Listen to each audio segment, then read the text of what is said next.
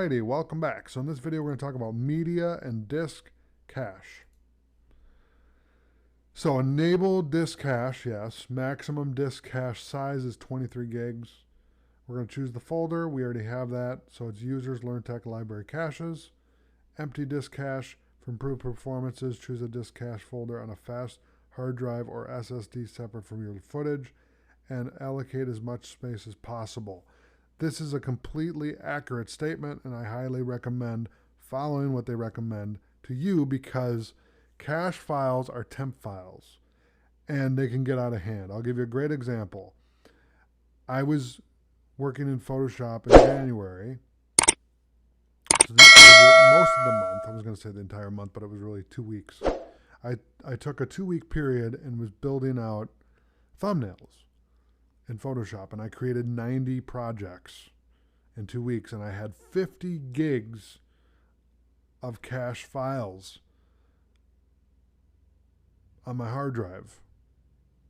And I couldn't figure, I said, what on earth? I have 50 gigs of files? Wow. For Photoshop, which is, graphics. It's not video, it's just one image. It's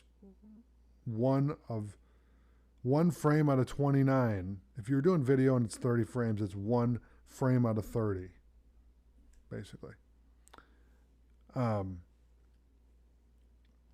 if we were to add up all the images and all the graphics and stuff that I created, that would equal 3 seconds in video. So it's really not a lot, but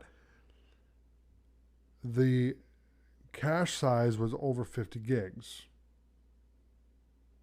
So I had to go in and I had to do a whole bunch of stuff to get it cleaned up. So they're absolutely right.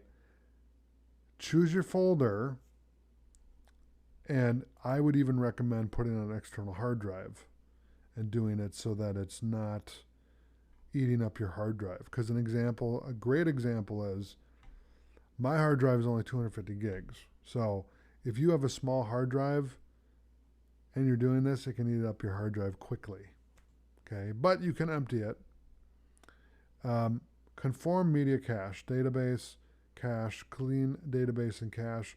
Yes, you want to do all this when it's using up a lot of space.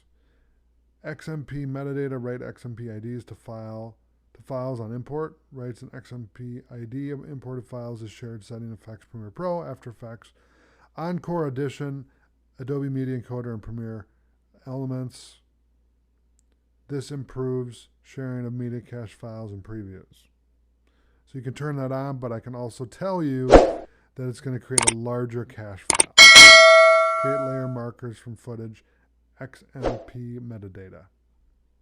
You could do that if you want.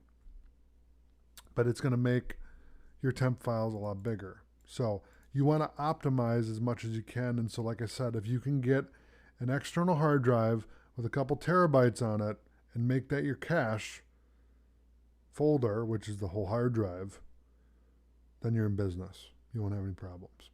Okay? So that's media and disk cache preferences. So thanks for watching, and I'll see you in the next video.